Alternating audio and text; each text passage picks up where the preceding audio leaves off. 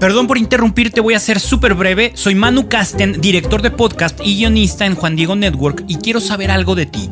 ¿En alguna ocasión te has preguntado cosas como ¿por qué existe el mal? ¿Por qué Dios permitió que el demonio se rebelara contra él? ¿O qué tanto pueden hacer los espíritus en este mundo? El Más Allá de la Realidad, un viaje al mundo espiritual, es un podcast en el que puedes encontrar respuesta a esas y otras preguntas, y te invito a que lo escuches en tu plataforma favorita ahora que lo acabamos de estrenar. Te dejo el link aquí en la descripción para que terminando este episodio te lances a escucharlo. Ahora sí, ya me voy, que Dios te bendiga.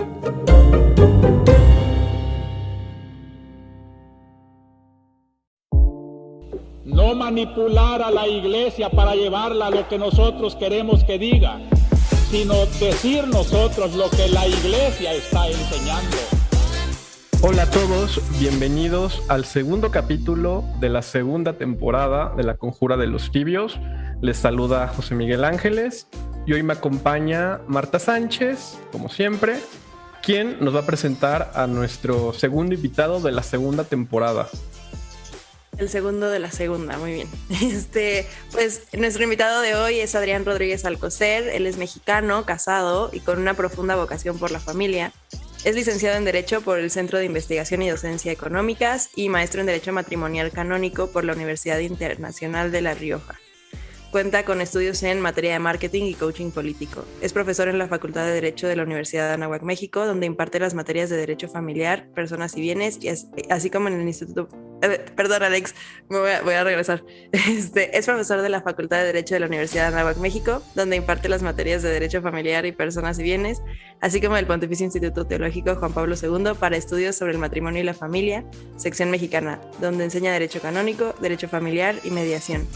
También es diplomado en Prevención y Atención a Casos de Hostigamiento y Acoso Sexual por el CIDE y participó en el primer Encuentro Nacional de Responsables Diocesanos y Religiosos de Protección de Menores, organizado por la Conferencia del Episcopado Mexicano.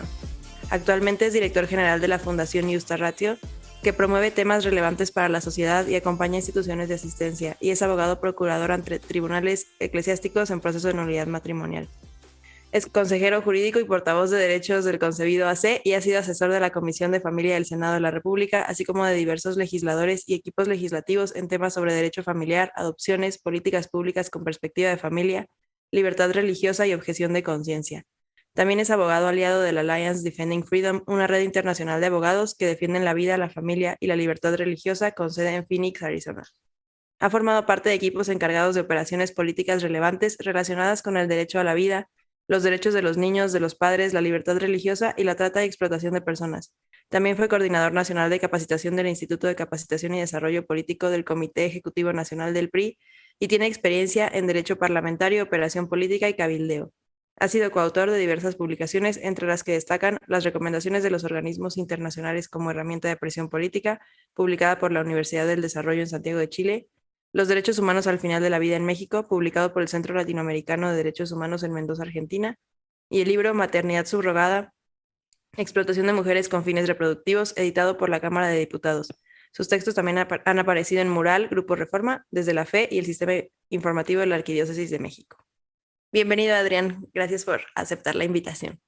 No, hombre, muchas gracias a ustedes. La verdad es que es un gusto y es un honor estar aquí en este podcast. Escucho con mucha alegría y que creo que es un gran bien a la iglesia en general y al debate de los que nos gusta debatir estas cosas.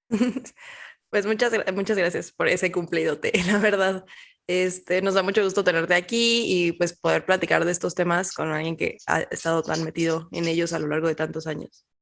Pues igual, muchísimas gracias, Adrián, por haber aceptado la invitación. Qué gusto me da conocerte, al menos aunque sea por Zoom. Allá por Twitter hemos intercambiado algunas opiniones.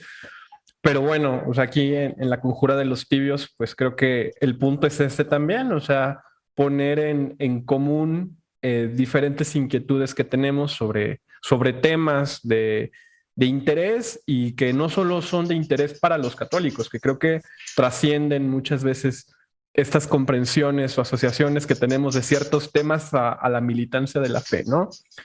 Hoy, los temas en los cuales me gustaría que nos pudiéramos centrar, creo que serán en torno a dos cosas. Primero, me parece que es muy importante que pudiéramos llegar a una aproximación a lo que se entiende por familia, y a otra el matrimonio, ¿no? En todas sus dimensiones y también en esta relación con la familia. Entonces, para empezar, yo te preguntaría, Adrián, cuando nos metemos a estos temas de familia, matrimonio, etcétera, etcétera, ¿cuáles tú crees que sean como las palabras clave, la gramática común que tenemos que comprender antes de ponernos a intentar comprender estas cuestiones primordiales?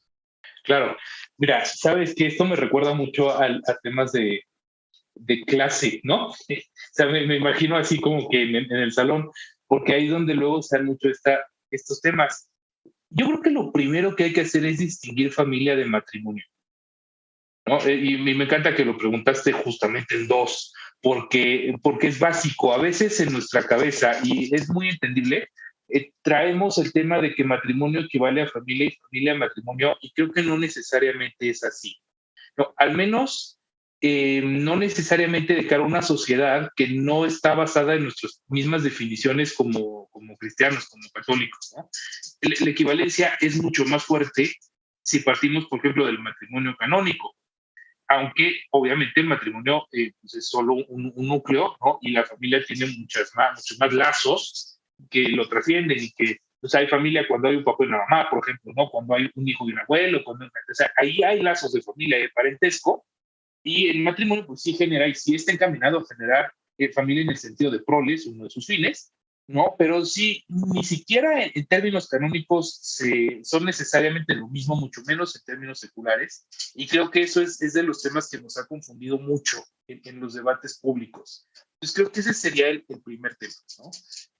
También creo que otra cosa importante es pensar que familia tiene que ver con lazos que son muchas veces de hecho. O sea, si yo ya tengo, por ejemplo, si partimos de una visión no consanguíneo, si ya tengo un hijo, pues ahí hay una familia, porque hay un lazo de parentesco, de familiaridad.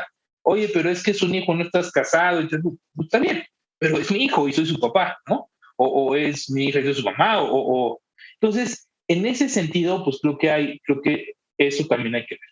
Otra cosa que creo que es importante también es la vida común. No, porque a veces la vida común también genera relaciones a lo mejor no reconocidas por todos los derechos, pero sí genera algo muy parecido a lo que entendemos como familia, ¿no? Entonces, el hecho de que dos personas, y aquí podría haber hasta temas complejos, pero incluso si son del mismo sexo, pero tienen una intención de hacer vida común, se van a comportar de tal manera y van a generar ciertas expectativas de vida y ciertas consecuencias. Y entonces esas cosas el derecho tiende a reconocerlas. Y yo he metido en problemas por decirlo, pero yo creo que no está mal que las reconozcan. A lo mejor, digo, quizás puede ser polémico el llamarle o no llamarle familia, ¿no? Pero sí creo que en cuanto a vida común hay cosas que reconocer. Entonces yo pondría de inicio el tener claro que es matrimonio, que es parentesco, ¿no? Y si parentesco equivale a familia, que al menos en el derecho civil me parece que sí, ¿no? Y el tema de la vida común, creo que de ahí tendríamos que partir. Súper. Creo que es súper importante lo que dices. O sea, hay muchas cosas que como que no podemos poner tanto en claridad si no estamos entendiendo de los temas que estamos hablando. Y de entrada, poder definir esto es importantísimo. Y pensaba mucho en lo que decías al principio de lo que decías ahorita. Que vivimos en una sociedad en donde no necesariamente las definiciones que tenemos nosotros como cristianos o como católicos son las que pues son entendidas, ¿no? O sea, no se entiende por matrimonio lo mismo que entendemos por matrimonio nosotros los católicos. Y siento que en ese punto muchas veces entramos en una posición un poco de conflicto en donde es como, bueno, pero es que para nosotros como católicos el matrimonio es esto, entonces, no sé, hace poco había un debate ahí medio acalorado que decían, bueno, ¿se debería de prohibir el divorcio o no se debería de prohibir el divorcio, no? Y, o sea, y era como, a ver, es que no podemos asumir que todas las definiciones de matrimonio van a ser las mismas. O sea, para nosotros como católicos existe una definición sacramental de lo que es el matrimonio y para nosotros el matrimonio es un sacramento y por lo tanto genera los efectos de un sacramento como el vínculo matrimonial. Pero para quienes no lo son, entonces nos ponemos un poco en un aprieto. Entonces, ¿Cómo ves tú como esta distinción entre lo que es un matrimonio en un sentido meramente secular y como lo vemos nosotros como católicos? Ese es uno de los grandes puntos del tema del matrimonio hoy, ¿no? Yo sostengo, y de hecho ese fue mi trabajo de fin de máster, que al menos en México, pero digo, el paralelismo lo podemos ver prácticamente en cualquier país, el matrimonio civil no tiene nada que ver con el matrimonio canónico. O sea, nada. No, se llaman igual, pero son cosas muy distintas entre sí. Yo sostengo que la persona que se casa canónicamente pensando que se está casando conforme a lo que dice el derecho civil, pues en realidad no se está casando, ¿no? Porque son ya tan incompatibles las definiciones que no tienen nada que ver. Entonces, sí, de pronto en el debate público, y a veces hasta creo que debates medio internos, ¿no? Uno se puede preguntar, pero a ver, entonces, ¿cómo? ¿No? Y es que si no ese es otro punto que también hay que tener claridad, ¿no? O sea, aquí tenemos un homónimo, que es matrimonio, pero que significa dos cosas diversas. Entonces, para los católicos tenemos una serie de elementos que hacen que el matrimonio sea lo que es. Y es una definición que, atendiendo a la regla naturalista del derecho canónico, pues es una cosa dada, ¿no? Es una realidad creada que nosotros solo regulamos en cuanto a que es realidad observable, y sobre ella ponemos normas, bueno, la Iglesia las pone en el ejercicio de su legítima autoridad. El matrimonio para la sociedad secular es un arreglo de vida común, justamente, formal si quiere, solemne si quieren, pero es un arreglo de vida común que le pertenece a la sociedad en cuanto al órgano regulador, al órgano legislativo, ¿no? Entonces, en el debate democrático, el legislador puede hacer del matrimonio lo que quiera y lo ha hecho. Entonces, no, ya ese paralelismo se perdió. Entonces, sí, por ejemplo, discutir si se prohíbe o no se prohíbe el divorcio, pues es muy parecido a discutir lo del matrimonio igualitario. La verdad es que, pues, en uno sí, no me explico porque ya son cosas muy distintas. Es que creo que el tema, o sea, viéndolo yo desde como filósofo, ¿no? Me parece que de nuevo es esta cuestión que sucede en el cristianismo de que nuestra realidad tiene como un dato la sacramentalidad. O sea, no es como que la realidad y la sacramentalidad estén separadas para el cristiano. O sea, sacramentalidad y realidad se dan en el mismo plano, ¿no? Entonces, quizás el tema está en que para el cristiano, al no ser todo solo naturaleza, evidentemente caben estas categorías sobrenaturales que realmente es lo que le dan su sentido pleno a la realidad. Entonces, parecería que entonces, por ejemplo, familia se puede comprender desde esta lógica sacramental o también desde una aproximación netamente natural, ¿no? De hecho, el catecismo me gusta, ¿no? Porque lo acota muy bien. El catecismo habla de familia cristiana. También el catecismo habla, por ejemplo, que es el término, ¿no? Comunidad conyugal. Y comunidad conyugal es donde ya aparecen familia y matrimonio en este sentido sacramental. Quizás el tema está en que cuando partimos ya desde una lógica secular, plenamente secular, entonces utilizamos categorías culturales que tienen vestigios sacramentales para nombrar otro tipo de realidades que responden a cosas muy, muy, muy concretas, ¿no?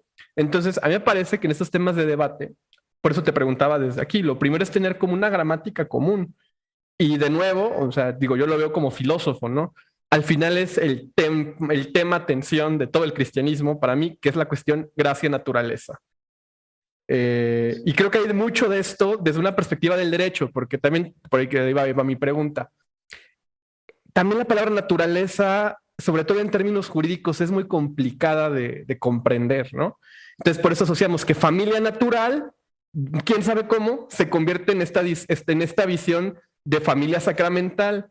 O peor aún, consideramos que como los cristianos o los juristas de tradición cristiana se consideran jus naturalistas, entonces consideramos que razón natural, derecho natural, también tiene que tener una interpretación completa de las cuestiones no sacramentales. Entonces, no sé tú, Adrián, ¿cómo veas todas estas cuestiones? O sea, que sé que en el derecho son muy finas, pero que creo que de fondo pues son lo que alimentan todas estas discusiones.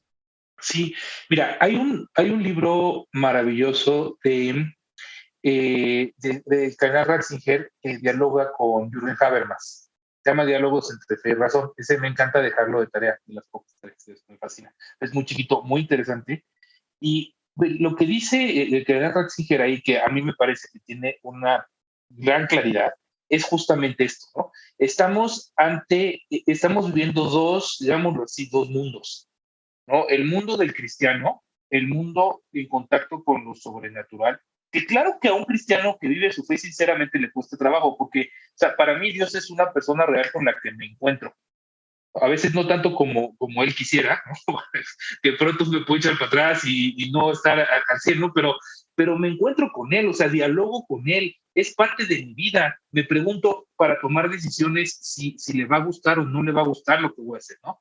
Y puedo pensar incluso en los santos, en los ángeles, en la Santísima Virgen, o sea, como que tenemos toda una suprarrealidad, ¿no? Una sobrenaturalidad, y un cristiano sincero pues vive inmerso en ella, y los sacramentos se juegan también en este doble plano. Y el matrimonio, que es tanto realidad meramente humana, ¿no? En su sentido contractual, como lo es también sacramento y también es fuente de gracia, ¿no? Pues juega o nos acerca mucho a esa doble realidad. Y entonces, ese es como el primer gran punto. Y creo que a lo que invita el canal Ratzinger ahí es a tratar de jugar la función de traductores con el mundo, ¿no? Pero para ser traductor, tú tienes que hablar los dos idiomas y los tienes que entender. O sea, no vas a poder traducir si solo hablas uno de los idiomas y tratas de que el otro lo hable. Entonces, pues, tu trabajo no sirve. Necesitas entender los dos, a veces hasta en estas sutilezas, ¿no? En la jerga del lenguaje, y saber que a lo mejor si en México dices, está hasta las manitas, pues quiere decir que tomó mucho alcohol, ¿no? Y a lo mejor en España no es lo mismo. Entonces, pasa lo mismo, y nos retan los dos lenguajes y las dos realidades.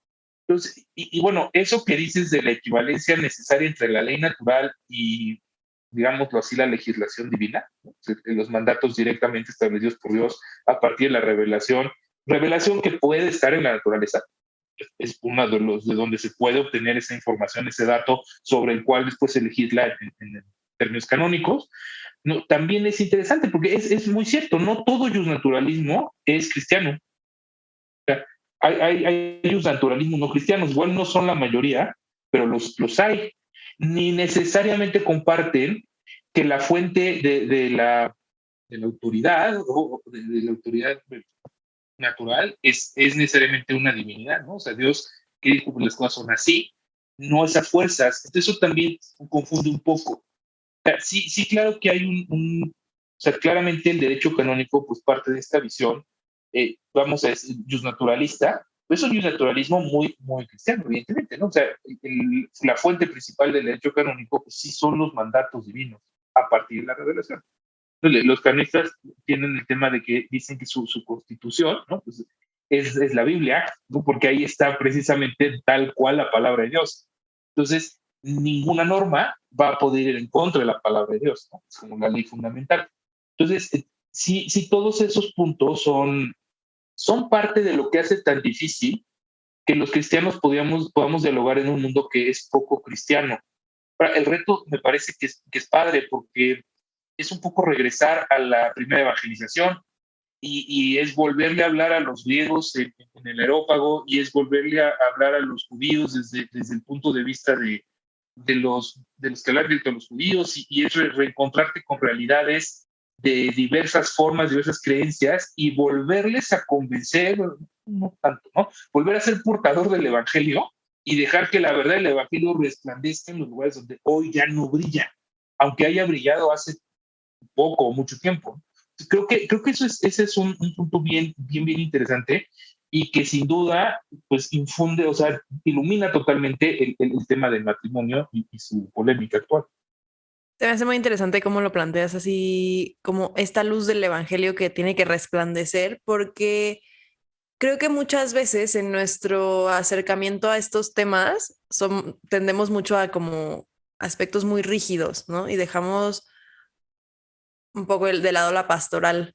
Y entonces en esta rigidez decimos, bueno, es que así es como es el matrimonio y así es como tiene que ser. Y a ver, obviamente está bien creer que el matrimonio pues tiene sus elementos fundamentales, ¿no? Así como todos los sacramentos tienen sus elementos fundamentales y no vas a consagrar Coca-Cola y galletas Marías, ¿no? Pero también tener como la apertura de poder explicarlo de una manera diferente, de poder también acercarlo pastoralmente, que creo que es algo que pues tanto, bueno, yo creo que desde San Juan Pablo II, incluso desde antes, Sí, han sí, estado haciendo como un esfuerzo por acercar la realidad del matrimonio más a las realidades de las personas cotidianas, ¿no? sí, totalmente. Fíjate que yo creo que a muchos creyentes o a muchos, no me gusta ya el término, antes lo usaba mucho, ¿no? Pero defensores de la familia, eh, como que creemos que cambiando la ley cambia la realidad. Es muy gracioso, sobre todo en México, ¿no? Porque si en algún lado pasa, en nuestro país definitivamente no. Y un poco, ¿no? Es como esa búsqueda de, pero es que la norma, ¿no? Es que esto dice que debe ser así. Y yo no creo, o sea, si ahorita mágicamente llegara un congreso de puros católicos de línea dura, y cambiaran las leyes y dijeran es que el matrimonio civil es igual al canónico, regresamos a la ley de 1859 y es copia fiel. ¿Y de verdad creen que las familias por eso van a ser virtuosas y que la gente va a discernir bien y que no va a haber separaciones y se va a acabar la violencia y todos los matrimonios van a vivir en gracia, estabilidad y con una comunidad de amor florecida? Me parece risible. No, no, eso no pasa no porque la gente no quiera necesariamente, a lo mejor hay quien no lo quiera, ¿no? Pero no pasa porque la sociedad hoy no tiene las herramientas o la mayoría de la gente no las tiene para enfrentarse a situaciones que la vida común es muy retadora, ¿no? O sea, la vida común tú puedes amar muchísimo a tu esposo o a tu esposa y tener conflictos con ella. O sea, pasa en la vida, es normal. ¿No? Hasta decía el Papa, pues que vuelan los platos, ¿no? O sea, a ver, sí, peleense. Pues sí, porque el conflicto es parte de todo esto. Y la frustración y el ceder, ¿no? A mí me gustaría hacer esto, pero a ti esto, y entonces a mí no me gustan los perros, pero a mí sí. Y entonces, bueno, el ceder, hoy como que está muy peleado con la forma de vivir, ¿no? O sea, es lo que yo quiero y si yo no soy feliz me voy. Y todo el tema de la cultura del descarte y de la liquidez de la norma y demás. Y entonces, no creo que cambiando la ley vayamos a tener mejores matrimonios. O sea, yo me desilusioné mucho de la lucha política, ¿no? Específicamente el matrimonio después de otras. Yo me acuerdo de haber tenido una decisión muy profunda que toda la gente dice, es que hay que pelear, que no se haya matrimonio, sea entre hombre y mujer y tal. Decía, ok, pero ¿y los matrimonios de hombre y mujer que se divorcian, que se llevan mal, que están llenos de violencia, de que hay desigualdad, que no hay la más mínima claridad de lo que el matrimonio es? Eso no va a cambiar moviendo la ley, ¿no? Eso va a cambiar si nosotros nos regresamos a nuestra labor primordial, que es la de anunciar el evangelio y la de acompañar y la de estar con los demás y la de matrimonios acompañando matrimonios, la iglesia acompañando matrimonios. O sea, tenemos que regresar a la base, ¿no? Si la gente, te da igual lo que haga la ley, lo que nosotros queremos es que haya matrimonios santos. Y no lo vamos a lograr con el Código Civil, o sea, se lo prometo. Es que ese es justo el tema, ¿no? O sea, que también el discurso de la familia, el discurso político de la familia, cuando llega a ciertas agendas duras, digámoslo, se convierte también en una manera de llevar la contra a la cultura, ¿no? Entonces lo que se busca es como una especie como de nueva hegemonía que utiliza el cristianismo como pretexto. Eso es algo que, bueno, a mí me aterra, porque yo le llamo el neomaurracianismo, o sea, por Charles Maurras, que era este hombre que era agnóstico, pero que le encantaba la organización católica y darle como visibilización cultural a las causas católicas, aunque él no era católico, pero que consideraba que era como una hegemonía cultural que representaba ciertos valores, ¿no? Y pues ahí es donde también te digo que aparecen estas categorías de familia natural, cuando creo que no comprenden muy bien qué tiene que ver la naturaleza en todo esto. Y entonces el tema sacramental, que es lo auténticamente cristiano, pasa a un quinto plano, si llega al plano. Sí. Que eso es Sí, lo preocupante, totalmente. ¿no? O sea, que al final, o sea, yo digo, ¿cuánta gente en cursos, por ejemplo, para matrimonios, ¿no? O sea, no los veo involucrados, algunos sí, hay excepciones, pero Sí, sí. no veo a la mayoría de la gente metida en el tema que realmente tiene un impacto concreto Sí, en la realidad. perdón, ¿y qué dicen en los cursos? ¿No? O en las consultorías. Porque de pronto, digo, yo en mi práctica de tema de nulidad, de repente oyes historias de terror, ¿no? Que dices, no, es que fíjate que a mí yo viví un sistema de violencia muy fuerte con mi marido, y además él está metido con el crimen organizado, y además, digo, aquí estoy echándole, ¿no? Pero así, y estaba en peligro mi hijo, y me pegó embarazada, y fui con el consultor familiar y me dijo, no, es que perdónalo, esto tú regresa. Pero a ver, no, o sea, ¿cómo se atreven a decir que están defendiendo el matrimonio con consejos así? Y es por lo que acabas de decir, porque a mí también me da mucho miedo eso, ¿no? Cuando el cristianismo es una bandera y cuando el supuesto o la causa deja de ser de corazón, o sea, de estar Cristo al centro de la causa, y se vuelve mi bandera ideológica para pelearme con el que no me cae bien, o para ganar un espacio, o para reivindicarme a mí mismo como, no sé, ni siquiera podría decirte qué ese podría ser una buena reflexión, averiguar de dónde vienen estos ímpetus, que yo un tiempo los tuve y los reconozco hasta con cierta vergüenza, ¿no? Y entonces, al encumbrar la causa, se pierde vista a la persona. Y Jesucristo lo dice muchas veces que eso, de entrada lo dice tal cual, ¿no? La ley se hizo para el hombre, no el hombre para la ley. Pero además lo va repitiendo y da muchos ejemplos. Y luego resulta que hay que ser como guerreros culturales y que este es un tema de batalla y de guerra. Bueno, es que a mí se me perdió el evangelio en el que Jesús fue al Senado romano a luchar contra la crucifixión, porque él se dejó crucificar, ¿no? Y entonces, ¿por qué estamos nosotros peleando cosas cuando le quitó la espada a Pedro? O sea, sí, a mí también me preocupa mucho ese tema, porque hace daño, ¿eh? No, más allá del rollo, que también hay una preocupación intelectual, lastima a las personas. Creo que es algo que ha sido como muy recurrente en nuestros diálogos, como que este tema de por qué queremos volver el cristianismo una bandera ideológica y un tema que luchamos antes que algo que ponemos al servicio de cada persona, ¿no? Y creo que hace poquito estábamos como típica discusión mocha de que cuál ha sido tu papa favorito, ¿no? Y yo decía que, bueno, a mí, o sea, yo amo a Benedicto, ¿no? Amo a Benedicto y amo sus cartas y amo, o sea, yo estoy convencida que cuando se muera va a ser doctor de la iglesia, pero también decía, bueno, pero es que creo que Francisco ha hecho algo muy bueno, que es mostrar cómo esta iglesia que se pone al servicio de los otros, ¿no? Y que, a ver, es algo que siempre ha estado ahí, pero que a veces no se veía mucho, ¿no? Porque son estilos diferentes de liderazgo y lo que sea, pero como que este ponerse al servicio y salir a las realidades y a los problemas muy puntualmente, no solamente a un nivel intelectual, sino a un nivel de, a ver, no sé, pensaba, por ejemplo, que se va a las casas donde viven las personas que están en situación de prostitución o así, ¿no? Entonces, es un acercamiento muy de aquí estamos, escuchamos y no, o sea, no vamos a cambiar lo que enseñamos, pero pero esto es lo que te propone el cristianismo para tu vida, ¿no? Y ante esto,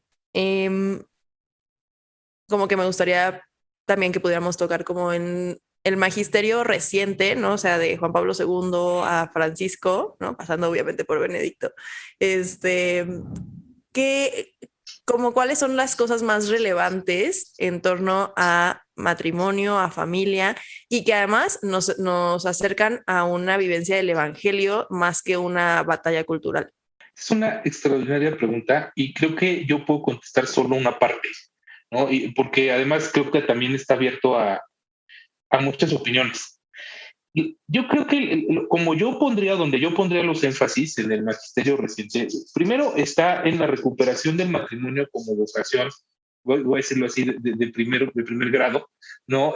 A la par que las otras vocaciones, porque mucho tiempo el matrimonio era como, pues, hay los que se quedan, ¿no? O sea, como Dios escoge a sus cuates y esos se vienen y se hacen monjes, curas, monjas. Sí, disculpa, o sea, obviamente sí hay una especie de...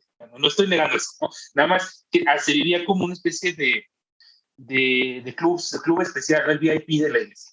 Y los laicos, pues ahí, pues en el mundo, pues, nos casábamos, demás pobrecitos que teníamos que vivir en medio de la sexualidad y que teníamos que, además luego, capaz que nos gustaba y entonces ya no era solo para tener hijos y cosas que no dice la iglesia, pero que se vivían así y todavía medio se viven, ¿no?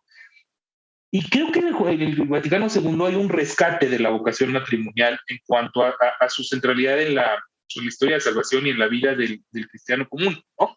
Y también del cristiano, del religioso y del clérigo, ¿no? Que va a empezar, los clérigos tienen que venir de un matrimonio, pues si no, va a estar difícil, ¿no?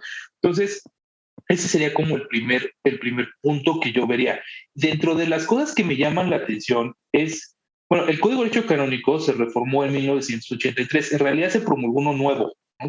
Que lo promulgó San Juan Pablo II, recogiendo muchas cosas pues desde el concilio y lo que ha venido, ¿no? En el Código 83 hay dos cosas que me gustan mucho. La primera es que, aunque no deja de utilizar el término contrato para hablar del matrimonio, le cambia en su definición, el canon 1055, y le pone alianza matrimonial en vez de contrato matrimonial. Y digo, la explicación es que la alianza, que también es un pacto, ¿no? En sentido de acuerdo de voluntades, también es un contrato, pero tiene una dimensión más profunda y en particular habla de la garantía que da Dios a ese contrato que hacen los contrayentes. O sea, yo me caso contigo y entre los dos, al consentir, producimos el matrimonio, pero Dios lo sella y lo confirma, que el rito del matrimonio tal cual, ¿no? El sacerdote bendice las manos unidas de los cónyuges y dice, Dios confirme, ¿no? Entonces, al confirmar la voluntad de los contrayentes, viene pues el respaldo, el aval, y eso luego es como el ejemplo, ¿no? Pues si tú pones de aval a tu primo que no tiene un peso, pues bueno, pero si pones de aval a tu tío empresario, pues a lo mejor ahí no tienes problema, ¿no? Es a Dios. Y Dios sí te garantiza, o sea, los testimonios de gracia en un matrimonio, que efectivamente se encuentra con Dios y le pide la gracia, para mí son muy impresionantes, ¿no? Luego, si quieren, puedo contar algunos, pero a mí me han hecho así estremecer, ¿no? De cómo ves actuar a Dios en esto. Y entonces se me fue muy cañón la pregunta, porque yo tengo un tema de filiación, pero, ya sé, los temas del magisterio reciente. Cambiamos la palabra nosotros contrato. También tenemos tema de TDA. Entonces... Okay. Bueno, entonces nos entendemos. Bueno, el cambio de contrato por alianza me parece extraordinario, ¿no? Segundo cambio que me parece muy importante es que en el Código de 17 se hablaba de los dos fines del matrimonio, también aquí, pero había un fin primario y un fin secundario. El fin primario era la apropiación y educación de los hijos y el secundario era el bien de los cónyuges.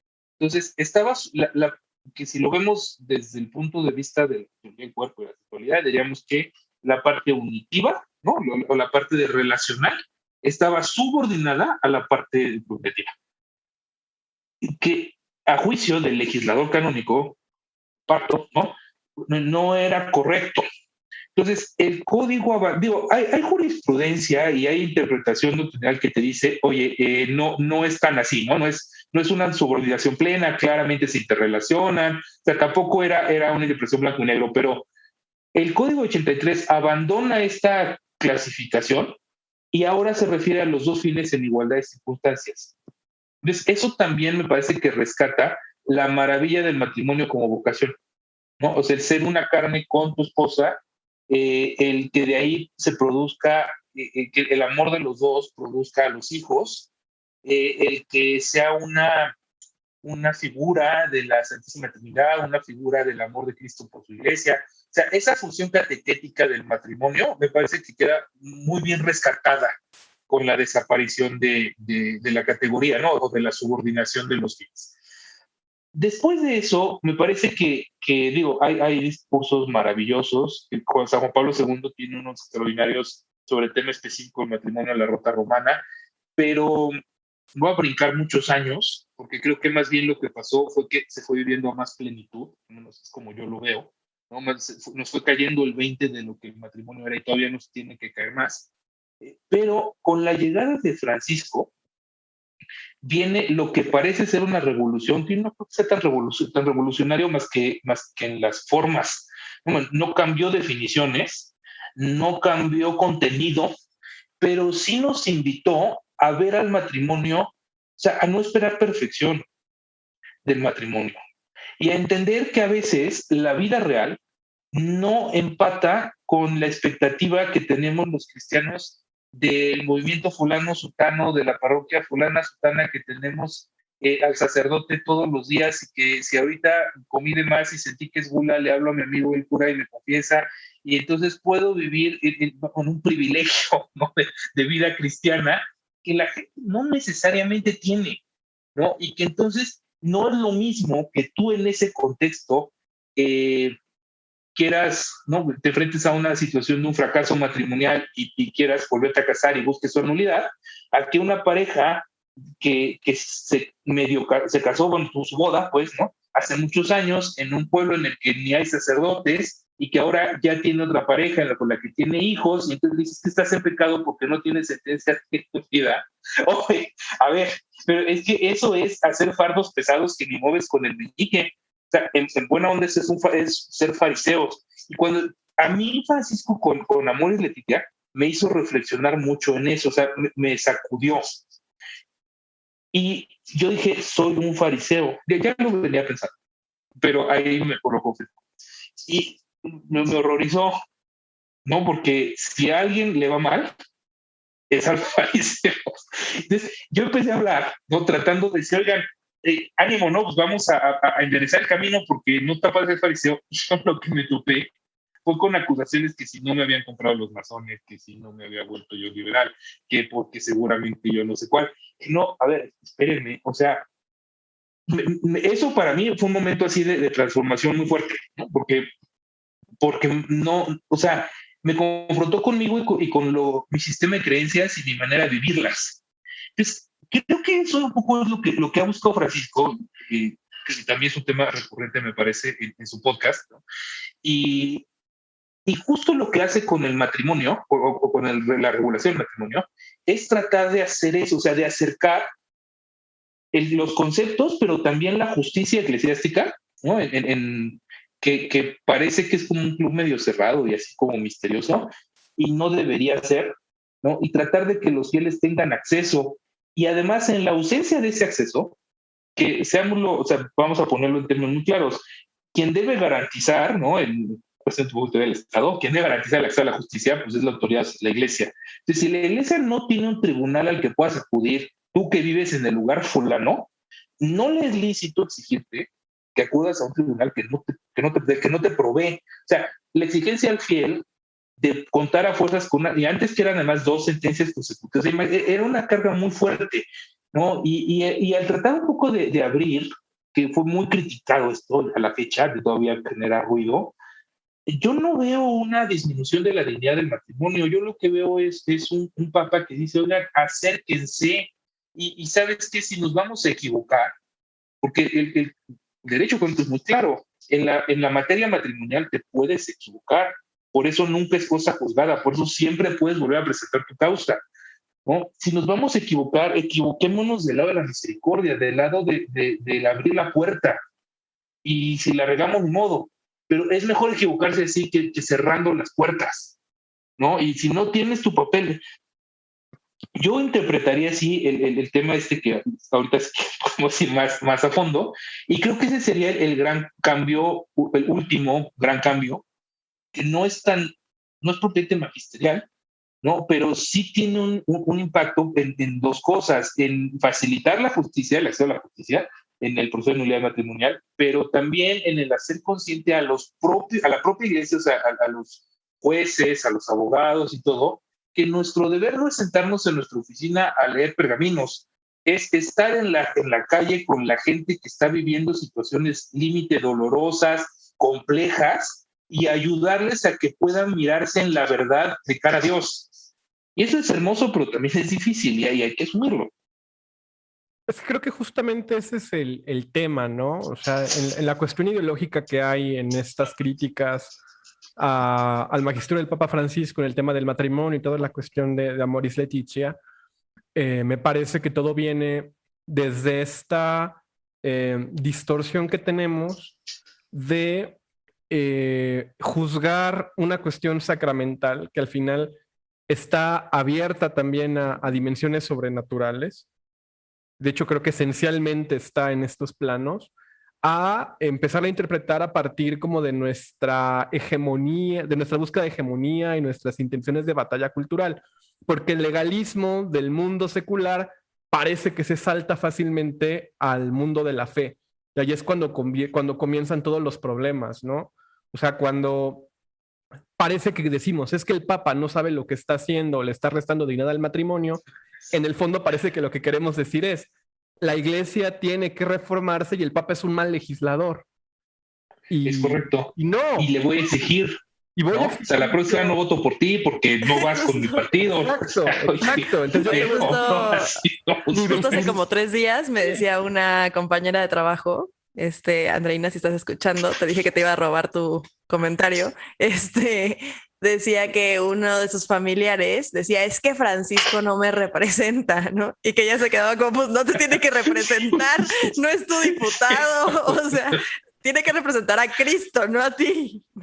Y ese es el gran problema, porque entonces, o sea, de nuevo, en esta distorsión que tenemos de los órdenes naturales y sacramentales, queremos o pensamos que estas nuevas maneras de aproximarnos a fenómenos de la realidad le restan dignidad al matrimonio porque no responden a la inquietud ideológica que yo tengo en torno a la familia y al matrimonio.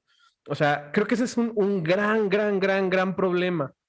Y bueno, este es en el tema de la familia, pero pasa en muchísimas otras cuestiones. Y también, pues creo que esto es porque en estos grupos de derecha dura se espera siempre como que haya una especie de refrendo, de visto bueno por parte de la Iglesia. Y creo que el gran desafío del Papa Francisco frente a estos grupos es decirles, no, a ver, nosotros vamos a discernir conforme al Espíritu y al Evangelio, no conforme a las agendas políticas que en sus corazones añoran cierta noción de familia, a veces con fines buenos, pero que fácilmente también pueden caer en categorías muy ideologizadas y marginadoras. Y creo que al final la inquietud de Amoris Laetitia, pues es al final, como todo en el derecho canónico, pues la salvación de las almas, intentar Exacto. responder a una realidad muy concreta. Claro, y sabes que es interesante porque el derecho canónico, ¿no? Si en algún momento algún precepto estuviera en contra de la salvación de las almas, el precepto tiene que caer. Es un precepto no antijurídico en términos canónicos. Está mal hecho el precepto. No el alma, no la pobre alma. Es así de fuerte el tema. Y efectivamente, coincido en que hay ese anhelo de, es que yo sé lo que es matrimonio, ¿no? Porque no sé por qué realmente, ¿no? O sea, no sé dónde proviene esa seguridad y de los dos lados, ¿eh? Porque yo sí tengo como le entro más al tema con los de la derecha dura. Pero también luego hay grupos, vamos a llamarle liberales, entre comillas, o de izquierda católica, que también a veces sí diluyen. Y yo creo que no hay que jugar tampoco a diluir el matrimonio, pues tampoco le hace bien a nadie. O sea, la nulidad no va a ser un divorcio jamás, y si lo es, pues ahí sí hay un problema. Pero si hay como ese deseo de, pues yo estoy aquí peleando, yo soy tu soldado. Y luego resulta que me dices que siempre no, cosa que me recuerda a los cristeros, pero bueno, es otra historia. De siempre no, ¿por qué no me defiendes si yo te estoy defendiendo en la batalla cultural? Pero a mí me cuesta mucho trabajo porque si tú discutes o con muchas de las personas, no quiero generalizar, hay gente que sí está muy bien formada y todo, pero en mi experiencia muchas personas que traen estas agendas, cuando empiezas a hablar sobre matrimonio, la verdad es que tampoco saben. O sea, su concepto de matrimonio no es el de la iglesia. ¿no? Su concepto de lo que debe ser no es el de la iglesia. Entonces, están peleando por un espejismo en realidad. Y como dices, o sea, quizás precisamente por estas izquierdas católicas, progresistas, que sí diluyen el matrimonio y la sacramentalidad, se dan estas interpretaciones dialécticas de extremo. O sea, que creo que quizás es el tema con el que el Papa Francisco y el magisterio de hoy intenta dialogar, ¿no? O sea, encontrar, pues ver que hay cuestión de verdad en las dos partes, pero que también hay errores y equívocos en las dos partes. Y creo que la importancia precisamente está en aproximarnos a la dimensión magisterial del matrimonio, que no es una cuestión sencilla y que evidentemente, sin que era una casuística, pues cada matrimonio es una historia.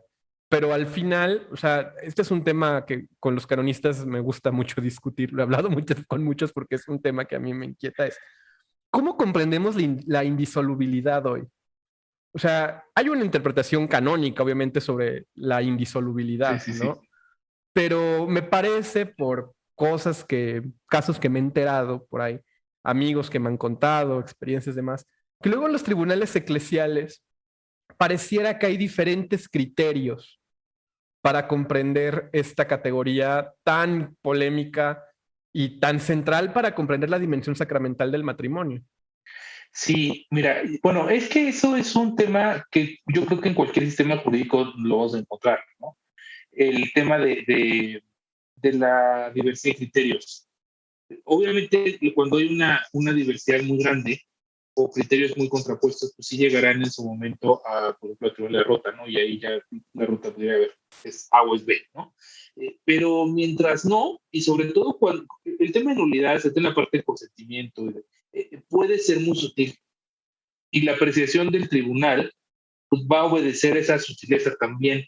Entonces, sí yo he conocido jueces que son más propensos sin ni siquiera ponerle un juicio de valor, son más abiertos a entender las causales con mayor apertura y hay jueces mucho más cerrados en las causales, ¿no? Entonces, eso hace tal cual que si tú te aproximas, o sea, tú podrías aproximarte con un caso de estos que son más límite, en que te queda una duda fundada si de verdad está o no está la causal, y a lo mejor el tribunal de tal diócesis te dice no, y el de la otra te dice que sí. Y por eso yo creo que era una de las razones de la necesidad de la doble sentencia, porque entonces ya tienes dos tribunales que te dicen si es nulo, ¿no? Entonces ahí un poco se corregiría, nada más que un requisito muy pesado, porque los juicios canónicos no necesariamente son veloces, de hecho más bien la excepción es que sean veloces. Entonces, si tú te querías volver a casar, yo tengo, por ejemplo, clientes muy chavitos, se casaron muy jóvenes, y entonces dices, bueno, ahorita está en edad de hacer su vida, ¿no? de salir de esta situación, pero si nos vamos a echar 10 años de proceso, o sea, sí, pues no sé, hay un para qué en el sentido de la relación con Dios y todo, pero en términos muy prácticos, pues sí, como qué. ¿Qué pasa? Que va a entrar en una relación o no y pierde esa parte, o va a entrar en una relación de la que llaman irregular, ¿no? Las irregulares, que después va a tener que regularizar, pero que ya te lo puso en una situación de marginación, de vulnerabilidad, de señalamiento, de mira, este es el que se... O sea, que no veo la necesidad es una rueda innecesaria, ¿no? Desde mi punto de vista. Bueno, no sé, siento que, bueno, es que nuestra audiencia no sabe y no sé si José Miguel tú sabes, pero yo trabajé con Adrián un tiempo. Entonces, como que ahorita que estamos hablando de esto, como que me llego a acordar como de casos y así que, a ver, obviamente estás tocando cosas súper delicadas para las personas, cosas súper dolorosas para las personas, ¿no? O sea, creo que cada episodio lo digo, pero, o sea, hablar con las personas es tocar tierra sagrada. O sea, es, acercarte y es, o sea, cada persona y cada matrimonio es tierra sagrada a la que te tienes que acercar con muchísima caridad y con muchísima misericordia y con un acercamiento en donde verdaderamente se sientan amados por Cristo y por la iglesia a la que pertenecen y a la que le están pidiendo que mire su situación, ¿no? Em, Creo que en este sentido, o sea, el que el proceso pueda ser, entre comillas, más sencillo que lo que era hace varios años, pues es muy beneficioso, pero al mismo tiempo creo que sí, o sea, cuando hablo de estos temas con alumnos o que doy algún tema de teología del cuerpo y me preguntan y así, creo que sí o sea, sí hay una cuestión aquí en la parte de indisolubilidad en donde o sea, se ha hecho una mala lectura en donde mucha gente piensa, bueno, es que es un divorcio por la iglesia. Y es como, no, es que eso no es, ¿no? Es como, no, o sea, no es, o sea, como que lo que repito siempre es algo que tú nos decías mucho en clase, ¿no? Porque también Adrián fue mi profesor. O sea, que no es que el vínculo se disuelva, sino que el vínculo nunca existió, ¿no? Entonces, pero creo que sí ha habido una mala lectura de parte de mucha gente, no solamente de grupos de super derecha ni como de izquierda católica, o sea, en general es una visión muy generalizada como de esta mala lectura de lo que es la nulidad y lo que es la indisolubilidad. Pues de desconocimiento, yo creo, ¿no? O sea, también el fiel no es perito de derecho, ¿no? Entonces, pues es cierto, digo, también sí necesitaría cierta labor catequética, pero tampoco voy a entrar en la sutileza yo creo que justo en el tema de la indisolubilidad, es que podría ser, o sea, hay muchos canonistas, ahorita pienso, hasta me vienen así las caras de por lo haberlo comentado, ¿no? Dice, es que estamos abriendo demasiado las puertas, ¿no? O sea, si relajamos la interpretación, por ejemplo, de la famosa causal de inmadurez, que no se llama así, pero que es la incapacidad del 1095, párrafo 2, ¿no? El grave efecto de juicio, si lo dejamos demasiado abierto, se nos van a colar, nos van a meter goles. Y entonces vamos a hacer un divorcio católico. Pero yo también veo, y lo veo tanto en los casos ya buscando la nulidad, pero también con mi esposa y yo estuvimos mucho tiempo en un apostolado para novios. Y además es un tema que nos gusta, ¿no? Entonces, pues por ahí de pronto nos buscan y tal. Y yo veo que sí hay menos capacidad de juicio, de discernimiento del matrimonio, y eso en parte creo que puede explicar por qué se utiliza tanto. Porque yo sí de pronto digo, oye, pues sí son muchos casos, pero la verdad, hay una gran falta de conocimiento y de discernimiento adecuado del matrimonio. Entonces, eso también podría explicar por qué hay, no sé, un boom, ¿no? de divorcios, algunos de los cuales van a llegar a un tema de nulidad. Pero es que creo que también tiene que ver mucho la cuestión cultural. O sea, yo no sé si hace 80 años o hace 160 años había más madurez para discernir el matrimonio. Quizás el tema era que ahí sí creo que tienen razón algunos de estos de derecha más dura en la cuestión de que la ley secular ha permitido también como la fractura de esta visión indisoluble del matrimonio, porque esta lectura secular se convierte culturalmente en la interpretación hegemónica sobre lo que tiene que ser el matrimonio, y entonces a partir de esas categorías comienza a leerse la sacramentalidad. Y entonces, pues parecería que ya la cuestión de la indisolubilidad y la cuestión de la nulidad ya se vuelve sinónima de divorcio, ¿no? Por el cual es un error teológico evidente, ¿no? Y yo creo que quizás la cuestión está, porque también luego creo que se idealiza mucho el por qué antes no existían estas tendencias culturales, por decirlo así. Uh-huh. O sea, no creo que haya sido porque los matrimonios hayan sido más fieles, hubiera mayor vivencia de la fe en los lechos conyugales. O sea, creo que más bien respondía a cuestiones mucho más contingentes que a la idealización que a veces se le pretende dar a estos fenómenos, ¿no? Y creo que el tema que encontramos hoy es que, aparte de que, bueno, es que también depende mucho. A ver, creo que está mucho el tema de que la cuestión de los problemas con las uniones matrimoniales que son nulas desde siempre o que empiezan a tener problemas siendo válidas y la familia y el matrimonio termina separado, creo que más bien no se deben solo a una mala formación sacramental. A veces también pensamos que con más pláticas y más tiempo de catecismo esto se va a corregir. O sea, creo que tiene que ver, a mi juicio, también con pues no sé cómo decirlo. O sea, es como la presión del tiempo en el que vivimos, donde hay algo en la persona que se fragmenta y también nuestra manera de relacionalidad se transforma. Entonces, en esta transformación, si no partimos desde una lógica de la misericordia, como nos plantea Amoris Laetitia, pues es fácil creer una desesperación y ver la sacramentalidad como una prisión donde el católico intenta vivir como en un doble discurso y no llega a ser, digamos, fiel a ninguna de las dos cuestiones porque al final se da cuenta de que no estaba hecho para esto, ¿no? Pero esto creo que pasa en todos los discernimientos vocacionales. O sea, en la vida religiosa también es muy común, ¿no? Que pues, el típico sacerdote o fraile o hermana que pide permiso en su congregación para vivir un tiempo fuera de la comunidad, ¿no? Y volver a discernir. Y por razones que a veces no son de discernimientos espirituales, necesariamente regresan, porque pues, es una manera, por ejemplo, de garantizarse una vida laboral, ¿no? O sea, en los casos de amaciato, creo que es, o sea, tú que eres canonista, pues es súper común que estas cosas sucedan, ¿no? O sea, que un sacerdote que todo mundo sabe que tiene una doble vida, pues el propio tribunal eclesiástico le puede tener como cierta tolerancia porque saben que si no tiene su ingreso parroquial, pues es como condenar a la familia al desahucio completo.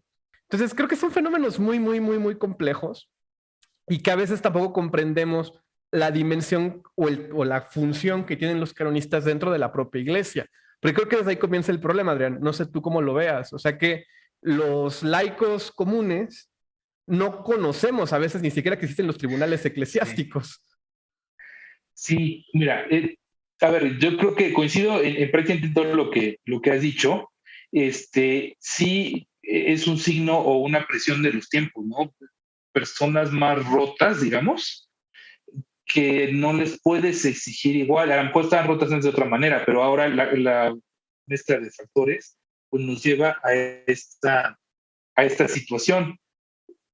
En la parte de la función que cumple la pastoral judicial, ¿no? Desde el juez hasta el abogado, también creo que hay un tema, y dices que los laicos, y coincido porque yo ahorita traigo un tema de los derechos de los laicos, entonces no es que estoy organizando como un sindicato y quiera mis representantes, pero también creo que no, a ver, hay una cultura de no ir a los laicos, ¿no? Que es una herencia de esta situación del club VIP de los religiosos y los clérigos, como el planteamiento, por ejemplo, de lo que fue la Acción Católica, ¿no? Los laicos, pero dirigidos por un clérigo. Y entonces eso es Acción Católica. Pues, híjole, no estoy tan seguro que a fuerzas deba ser así. Y los laicos desconocemos porque la realidad es que el mundo de los canonistas es bastante cerrado.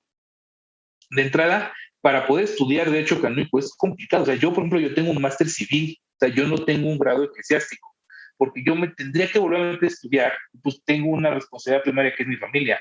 Entonces, no puedo botar mi despacho para irme a hacer por más que me fascinaría, ¿no? O sea, es uno de mis grandes sueños es irme a la Santa Croce o a Navarra y hacerme doctor en los dos derechos. O sea, es una cosa así que sueño con eso, me emociona, pero no es realista. Y además es dentro de los mismos, o sea, de los laicos o los clérigos, que son más clérigos o religiosos que están dentro, es un mundo cerrado. O sea, por ejemplo, hay tribunales en México que no permiten que las personas, los fieles, sean representados por abogados privados, aunque el código lo permite. ¿Por qué? Pues porque están cerrando las barreras de entrada, pues están conservando un club. Y eso es una denegación de la justicia. Y eso no le hace bien a nadie. Entiendo la preocupación de cuidar que haya formación, pues eso también está en el código, por eso el obispo te tiene que aprobar y tal, ¿no? Pero yo creo que o sea, para que haya más conocimiento de esto, los laicos también tenemos que participar más. Entonces, a medida que los laicos entendamos la parte jurídica, no necesariamente solo como abogados, como consejeros, como acompañantes, como auxiliares de los tribunales, como peritos, o sea, si los laicos empezamos a meternos más, creo que también, o sea, va a ser bien para los dos, le va a dar aire a este mundo más o menos cerrado del derecho canónico de la pastoral judicial, pero también le va a dar salida a mucho conocimiento que de pronto sí parece, o sea, en México, por ejemplo, aprender derecho canónico es un reto. O sea, hasta necesitas patrocinio, pues los libros son muy caros. O sea, en México no se publica casi derecho canónico, entonces que traer los libros de España a un alto precio. Hay pocos en México, los hay, pero hay pocos, ¿no? Entonces, mientras más vayamos abriendo y más vayamos dando, entendiendo, por eso es otra de las cosas que me gusta mucho de Francisco, está abriendo la entrada a los laicos y eso le da aire a la iglesia, ¿no? Y también a los laicos tenemos un derecho y hasta un deber de participar y de ser llamados por los pastores a desempeñar las funciones específicas dentro de la iglesia para las que tenemos especial, no por cómo dice especial del código, pero tiene especial capacidad o especial formación. Entonces, los laicos que nos gusta y que nos metemos, cumplimos esta función de puente. Yo me he encontrado con mucha gente que no le es tan fácil contarle su historia matrimonial a un padre o a una religiosa, porque claro que te cuentan cosas muy íntimas, ¿no? O sea, es que teníamos problemas de la relación íntima y pasaba A, B, C, D, les impone hablar con un consagrado, con un cura, ¿no? Entonces, el laico aquí puede hacer esa función de puente. Entonces, los tribunales en los que los laicos que participamos estamos más, no sé si bien regulados, creo que eso se cumple, por eso hay tribunales que tienen más causas, porque es mi opinión, a la cual estoy inventando, pero ese tipo de tribunales tienen más contacto con la gente, el fiel tiene mejor experiencia al pasar por el proceso que los tribunales que son muy cerrados. Y yo creo que hacia ahí va la reforma de Miquis de 2015, ¿no? La gran reforma procesal matrimonial de Francisco. Creo que iba hacia allá y bueno, va, ¿no? Y tendremos que ir apuntalando a eso, a que o sea, todos los fieles, laicos o clérigos, sepamos que existe la pastoral judicial y participemos cuando tengamos que hacerlo. Ojalá no, pues sí, como ojalá nunca te enfrentes a un divorcio civil o a una situación penal en el mundo civil, ¿no? Pero si te toca, pues te toca y venga, ¿no? Porque al final la pastoral judicial es un servicio de la verdad. Entonces, es trabajar por encontrar, vivir conforme a la verdad. Y bueno, pues es una invitación, ¿no? A acercarte con esa dimensión. Cristo es camino, verdad y vida. Y ahí hay una dimensión muy clara de discernimiento de la verdad. Me llama mucho la atención que siempre, o sea, siempre sale el tema de discernimiento, ¿no? Entonces, sí. Y también un tema que sale siempre y que nos gusta mucho hablar es el tema de la gracia, ¿no? Entonces, en este camino me gusta como lo dices aparte de pastoral judicial, que creo que sí es así como lo dice el código, pero como que no es como lo decimos, o sea, coloquialmente. En este camino de la pastoral judicial y así, mencionabas ahorita tú también la parte de la gracia, como que cuáles son así algunas experiencias de la gracia y del que has podido ver en tu caminar en este aspecto de la fe. Está padre esa pregunta. Fíjate que la pastoral judicial, yo el término se lo escuché a un canonista que fue vicario judicial, el padre Fray Daniel Martínez, ¿no? Si nos por ahí resulta que me escucha, le mando un muy cálido saludo. Mi primera reunión que fue al tribunal, y que apenas estaba medio ahí, oigan, buenos días, quiero ayudar aquí. Él me acogió mucho y me dijo, no, bienvenido a la pastoral judicial, me firmó un libro. Entonces, yo le doy mucho cariño y a él fue el que se le escuché primero, ¿no? Y me parece que es un término muy adecuado, porque esa es la función de la justicia eclesiástica. A ver, yo creo que un elemento de gracia que yo he podido atestiguar es las decisiones de los tribunales, ¿no? Obviamente habrá las cerradas, obviamente, pero yo sí veo un auxilio, por ejemplo, en encontrar elementos muy claves de un caso que dices, no sé, ¿no? Y de repente el razonamiento del tribunal o la conclusión del tribunal no necesariamente puede seguir del todo, pero dices, llegó a donde tenía que llegar, ¿no? Entonces, y yo confío mucho, yo siempre termino mis escritos de alegatos encomendando al tribunal al Espíritu Santo, porque es lo único que me da paz, ¿no? Entonces, si el Espíritu intervino, pues está bien resuelto y ya mi cliente está en buenas manos, ¿no?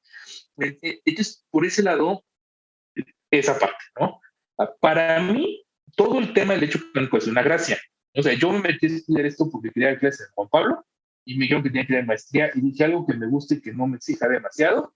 Oh, sorpresa, un camino, ¿no? Y sí exigía demasiado, pero bueno, ya le entré. Y para mí la gracia que yo recibí fue, a ver, yo estuve muchos años en el tema de la lucha por la vida, ¿no? Y era de línea bastante dura. Y de repente yo sentí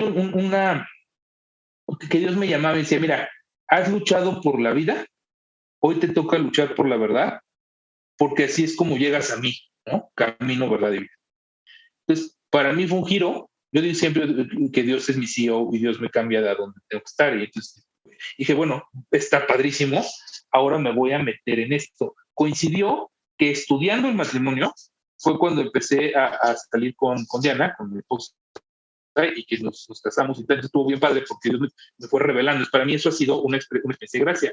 Yo les voy a contar una anécdota de un matrimonio en el que creo que el tema de justo de esa misericordia y esa búsqueda de salida de amor y de lo expresa muy bien.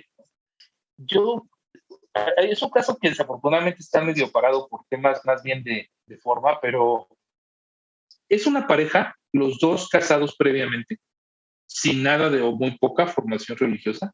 Los dos con matrimonios, yo no puedo decirlo con certeza, no soy tribunal, pero me parece que están con muchísimas evidencias de una posible nulidad los dos casos, uno más que el otro, pero los dos, que se separan, se juntan o se casan civilmente, ¿no? Tienen un hijo y van a buscar el bautizo del hijo y se los niegan en muchos lugares, eso que está mal, ¿no? O sea, no le demos vueltas, eso está mal. Pero bueno, lo buscan hasta que un sacerdote en una parroquia de religiosos les dice, sí, yo lo bautizo, solo les voy a poner una condición, y es que vengan a misa los domingos. Entonces dijeron, no, pues está bien, ¿no? Se empezaron a ir, y luego el padre le pidió a ella 20 de catequista. Y entonces él dijo, oye, pues yo no sé nada de catecismo, ¿no? Sí, está bien, pero mira, es que tú necesitas alguien que hable con la gente, porque las señoras que siempre dan catecismo no viven lo que tú vives, y necesitamos a alguien que ayude a hacer ese puente. Vente. ¿Qué efecto tuvo esto? Que se empezó ya a catequizar, lo que no había pasado antes. Y luego ella trajo a su esposo también, ¿no? El caso es que finalmente el padre les encarga, con un cierto nivel de escándalo de la comunidad, la pastoral familiar después de un tiempo. ¿Cómo es posible que estos que no están casados estén así? Pero el grupo que ellos formaron, porque yo entrevisté a Matrimonio Seguro, y el testimonio que te daban de esta pareja era impresionante, ¿no? Y ves la acción de la gracia. Entonces, a mí no me pueden decir, y que me juzguen por hereje si quieren, a mí no me pueden decir que ahí no hay gracia y que ahí están en pecado, porque perdónenme, pero los que están mal son los que juzgan esa situación, porque no puede ser. O sea, no puede ser, ¿no? Entonces, ¿qué pasa con estas personas? Que su acceso a la justicia, digo, un poco hemos ido ahí caminando el tema, pero se ha complicado y ni siquiera por todo culpa de ellos. O sea, también son casos muy antiguos, y los casos muy antiguos siempre son bien difíciles porque se acaban las pruebas. Oye, ¿a quién le contaste, papá? Y tu papá, no, pues ya se murió. Uy, ¿y quién más? No, pues a mi tía. Y tu tía, no, pues ella se murió. Entonces, como pruebas, ¿no? Pero eso sí, ni modo, pues en el hay que probar las cosas. Entonces, se ha dificultado. Yo creo que estas personas están precisamente en un supuesto en el que no les puedes pedir que rompan el matrimonio. O sea, no se los puedes pedir, no les puedes decir, oye, tú estarías mejor no conviviendo con tu esposa. Pues, afortunadamente el párroco que los acompañó les dijo que no era así, ¿no? Y entonces ahí veo como un discernimiento sincero de corazón con tu párroco sí te puede llevar a darte cuenta de tu realidad cuando por algún motivo u otro la justicia canónica no es la respuesta. Es una situación urbana, pero la realidad es que por un montón de circunstancias, no todas atribuibles a la iglesia institucional, ¿no? De hecho, las menos no han podido obtener esa sentencia. Pero de cara a la verdad, me parece que ahí, o sea, por sus frutos los conoceréis, ¿no? Y yo estudié el caso, yo entrevisté, o sea, pues de primera mano puedo decir que para mí, ese es el ejemplo que a mí me habla cuando leo estas notas polémicas, y por lo cual se cae para mí la construcción de los críticos, ¿no? Es que creo que justo eso es lo clave en estas cuestiones, ¿no? O sea, de nuevo volvemos, creo, a lo que empezamos. O sea, cuando nos metemos a la cuestión sacramental, creo que tenemos que tener bien claro que no solo son las fuerzas humanas y que que esa es la diferencia entre la justicia civil y la justicia sacramental, ¿no? O sea, la justicia sacramental siempre va a estar ordenada a la verdad. Y la verdad, pues hay, o en el discernimiento de la verdad, quien nos auxilia siempre pues, es el Espíritu Santo. Entonces, desde este punto de vista, me parece que es donde los tribunales eclesiales imparten justicia y es por eso muy importante encomendarlos y estar abiertos siempre a esta presencia iluminadora y consoladora en la verdad que pues, nos va presentando la realidad tal cual es. O sea, yo creo que eso es algo que en las pláticas prematrimoniales debería estar más presente. Y si nos vamos a la parte teológica fina de la sacramentalidad, pues ahí irrumpe esta cuestión de una manera muy importante. A mí me gusta mucho, por ejemplo, que cuando se toca el tema del matrimonio, nos demos cuenta de que los celebrantes del matrimonio son los cónyuges, no los ministros, y que al final ahí hay una presencia real de Cristo en el vínculo matrimonial, y si el matrimonio es válido, pues es ahí donde queda esta presencia. Pero esta presencia se da de una manera tan sobrenatural que cuando las cosas no salen bien, creo que es necesario buscar toda iluminación, todo auxilio divino para poder ver más allá de lo que parecería evidente o legalista y estar abiertos precisamente a la irrupción de la verdad, que creo que es lo que más trabajo nos cuesta entender en esta manera canónica de comprender, bueno, canónica sacramental de comprender la ley. No puede ser legalista. Exacto, no puede ser legalista, porque la ley no le puede ganar a la gracia, no le puede ganar a Dios, no puedes encerrar en tu propia ley, eso es una locura, ¿no?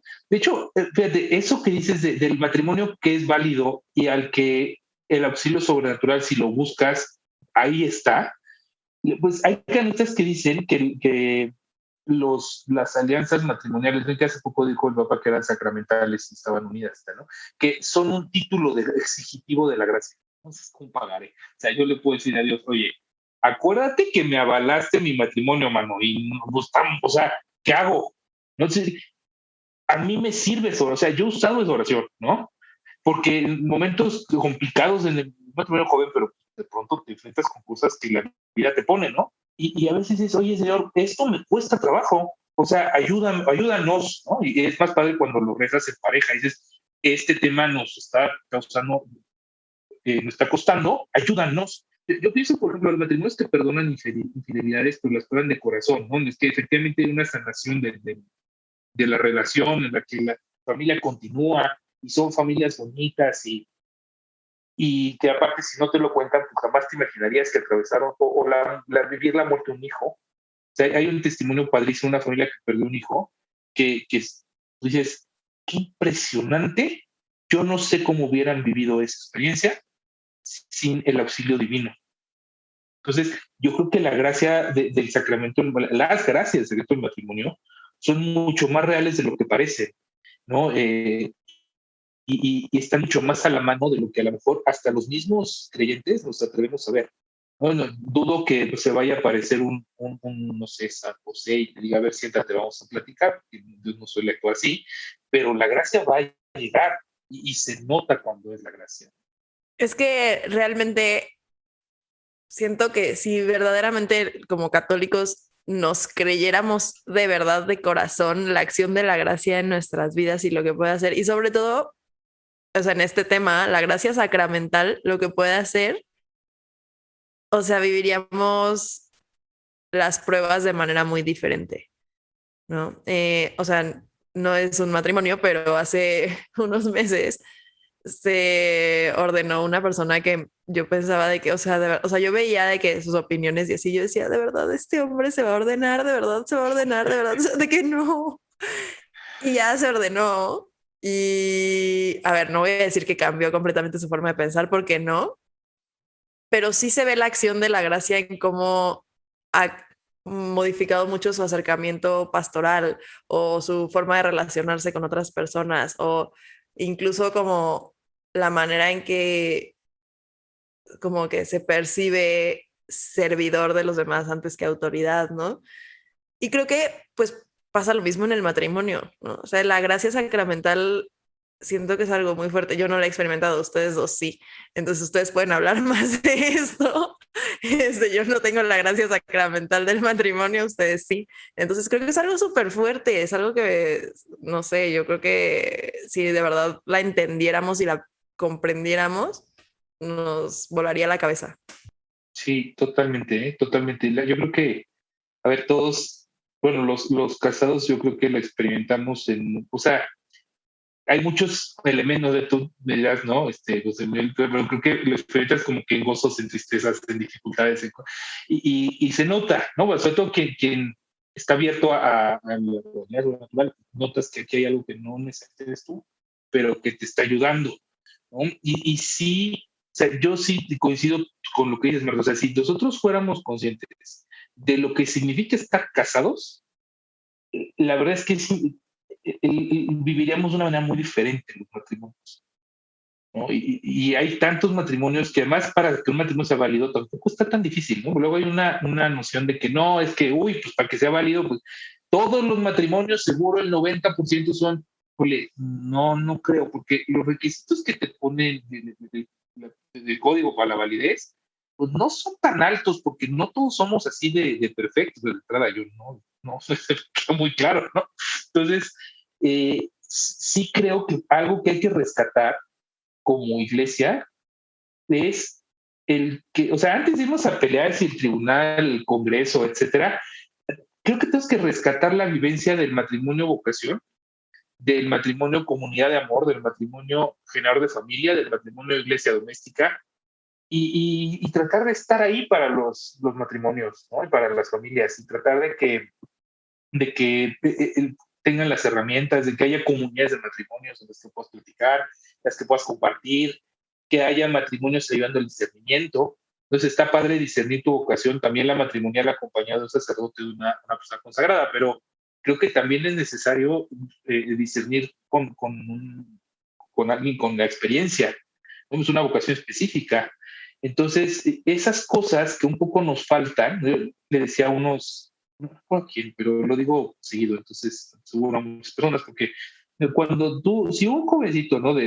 O una chica, ¿no? Dicen, oye, yo quiero ser sacerdote, o yo quiero ser consagrada monja, etc. Y le dicen al párroco, al padre del movimiento Comunidad Congregación Fulana, Alerma, en segundos tienen los datos del reclutador vocacional, ya los invitaron a un campamento, ya, y que bueno, ¿no? Qué padre. Nada más que cuando alguien dice, me quiero casar, como que todos, pues órale, ¿no? A ver qué haces, ¿no? Ahí vete a echar tus platiquitas de media hora y no, mijito, no te vayas a casar, estás muy chico, o si no, ya casaste porque ya te quedaste. O sea, y las opiniones de gente, necesitamos estructuras sólidas, o sea, no tienen que ser estructuras así formales, ¿no? Pues estructuras informales, pero necesitamos ayudar a discernir y necesitamos ayudar a acompañar. O sea, en los momentos difíciles a lo mejor está padre un otro matrimonio que te diga, oye, acuérdate de pedir la gracia, ¿no? O sea, a nosotros nos pasó, si se puede, venga, pide, de rodillas a darle y salir. O sea, Diana y yo tenemos la experiencia de un matrimonio que queremos muchísimo, que son más grandes que nosotros, que son Carmen y Juan Luis, que adoradas personas que nos han ayudado muchísimo porque son eso, o sea, son testimonios, son amigos y somos comunidad. Entonces nos podemos ayudar y eso es mi padre. Sí, o sea, ahorita que estás hablando de esta parte del discernimiento vocacional y del acompañamiento que se necesita, en una boda me sentaron con el padre porque, pues, ¿por qué no? Y el padre decía, es que, o sea, obviamente salió el tema de, pues sí, que el discernimiento, que no sé qué, porque claro, claramente la mesa eran casi puras exalumnas del Instituto Juan Pablo II, entonces, ¿por qué no? Obviamente se tenía que tocar el tema. Y, y el padre decía, es que muchas parejas empiezan su discernimiento vocacional a la vocación del matrimonio cuando ya entregaron un anillo, ¿no? Entonces ya están comprometidos. Y dicen, a ese punto, llegar a ese punto de intentar discernir o a que el párroco o el sacerdote que es amigo de la familia o whoever les quiera empezar a ayudar a discernir en ese momento, ya es demasiado tarde, porque ya en ese punto ya hay un compromiso, ya hay un sentido de obligación, ya hay muchas cosas que ya no va a ser un discernimiento tan sencillo y que va a ser tan, digamos, tan dócil, ¿no? Entonces, o sea, no llegamos a ninguna conclusión de que se tenía que hacer ni nada, estábamos en una boda y fue como a la mitad de la comida, pero se me quedó mucho eso, que decía, es que si tú empiezas a acompañar en el discernimiento, cuando ya se comprometieron, cuando ya llegaron a la oficina parroquial a decir, hola, venimos a traer nuestros documentos, nos queremos casar, ya te tardaste, ¿no? O sea, siento que nos hace mucha falta como esta labor pastoral que acompañe desde muchísimo antes, ¿no? Sí, una pastoral familiar desde el principio. Es que yo creo que sí lo hay, pero es algo escaso y que se tiene que buscar. Y creo que también responde a ese, yo le llamo como ese gap generacional que hay en las pastorales, que es que después de los grupos juveniles a los grupos de seguimiento pastoral hay poco que ofrecer, ¿no? Entonces, pues creo que sí es muy importante que en estos grupos de adultos jóvenes o de jóvenes profesionistas haya también esta particularidad de la vocación familiar para el matrimonio. O sea, por ejemplo, yo pienso que en movimientos, por ejemplo, como Hakuna, estaría padrísimo que hubiera una mayor presencia de matrimonios jóvenes que pudieran acompañar a novios, ¿no? Eso es algo que creo que es bien importante. Y lo segundo, pues es lo que está en Amoris Laetitia. También es muy importante que a los matrimonios jóvenes se les dé un acompañamiento pastoral particular. O sea, yo que llevo 7 meses de casado, pues sí, o sea, te das cuenta de que no es fácil y más o menos te vas guiando, como decía Adrián, pues por matrimonios más viejos que te van orientando y te van diciendo por aquí, por allá, y también pues por las intuiciones que uno va teniendo. O sea, afortunadamente yo tuve la gracia de casarme con una mujer de mucha oración y donde pues sí hemos procurado siempre tener esta vida orientada, pero pues como en todos lados se nos va también, ¿no? Y uno también como hombre, como humano, creo que también tiene estas preguntas de, bueno, Señor, ¿y ahora qué? ¿No? Pero la gracia va auxiliándote en todo momento. O sea, creo que también es un trabajo espiritual previo al matrimonio, ¿no? Y yo sí, por lo que puedo testimoniar en este poco tiempo que llevo de casado, pues es que nunca en mi vida había visto con mayor importancia el tema de la docilidad a la gracia. O sea, me gustó mucho como lo dijo Adrián, el tema de que Dios sea tu CEO y que Él te lleve de aquí para allá. Porque, o sea, empiezas a preguntar por cosas que antes no te parecían importantes, ¿no? Y aparte ahora que voy a ser papá, es todavía un tema más importante, porque claro que si lo lees en categorías humanas te aterras. Y yo, es la conclusión que yo siempre saco en estos temas de matrimonio. O sea, se pueden decir muchas cosas, para gustos los colores, pero me parece que lo que sí es irrenunciable es que al final el matrimonio solamente se puede entender en una lógica sacramental, porque nos ayuda a salir de nuestra condición natural caída. O sea, el matrimonio es la escuela de perdón y de misericordia y donde mejor podemos ver cómo Cristo nos va levantando en todo momento y también donde vemos la torpeza de nuestra naturaleza. O sea, creo que ya desde este plano es muy fácil ver la diferencia con el matrimonio natural o el llamado matrimonio natural. O sea, el matrimonio civil jamás te va a hablar en estas categorías. Al Estado jamás le va a importar, por ejemplo, que haya perdón y misericordia en una dimensión sobrenatural, en un vínculo conyugal. Y creo que esto es lo que se tiene que recuperar y hablar más, porque ahí sí me parece que esto no es un tema exclusivo de pastoral para el matrimonio. O sea, es un tema general en la iglesia. O sea, que tenemos todavía visiones muy pelagianas del matrimonio. O sea, todavía creemos, por ejemplo, que todo es una sumisión completa a tu cónyuge y a Dios de una manera autoritaria y impositiva donde la libertad queda completamente suprimida. Yo le digo a Gaby, a mi esposa, que a mí una obra que me ayudó mucho para discernir mi matrimonio fue una obra irónica filosófica de Kierkegaard, escrita con seudónimo, que se llama La estética del matrimonio, la validez estética del matrimonio, se llama.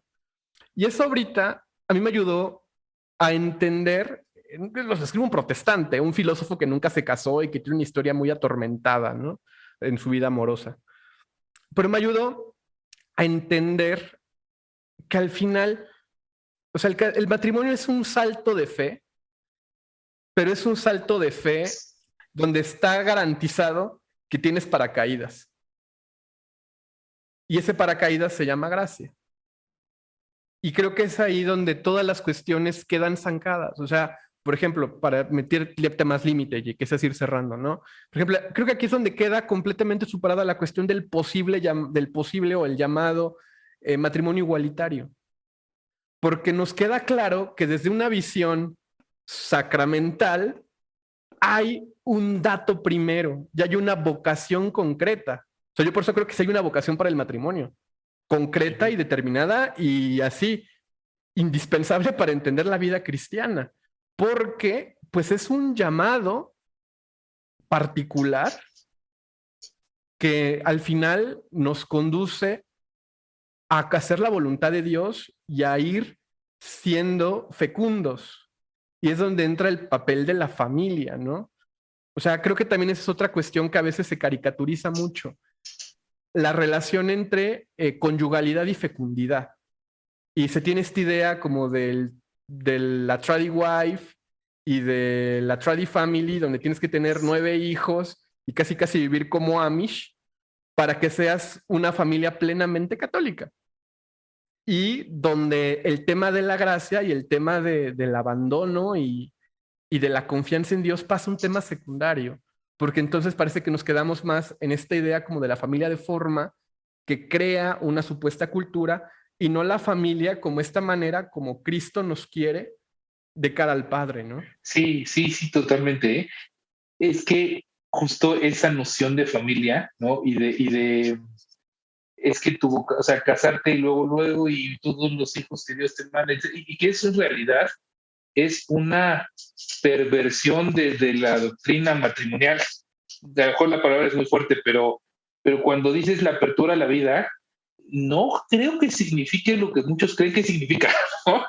O cuando hablas por ejemplo, la cita esta siempre creo que es de Filipenses, ¿no? La de mujer, sométete a tu marido, también esa es de unas interpretaciones y que luego la gente muchas veces dice, es que yo voy a ser sumisa porque sí lo dice la Biblia, aguántame, porque el matrimonio, si tú entiendes lo que es el matrimonio, entiendes que esa afirmación descansa en el entendimiento de una dignidad igual en la que están encaminados precisamente a llegar al cielo, que es justamente el punto, ¿no? Entonces, el matrimonio es vocación porque te lleva al cielo, porque Dios te dijo a ti, ¿no? O sea, a ti, José Miguel, o a ti, Marta, o a vas a llegar de esta manera. Y habrá quien le dijo, vas a llegar siendo sacerdote, y aquí dijo, vas a llegar siendo religiosa o soltero, ¿no? Y una vez una consagrada, cuando me tardé mucho en tener a mi novia, que luego fue mi esposa, ¿no?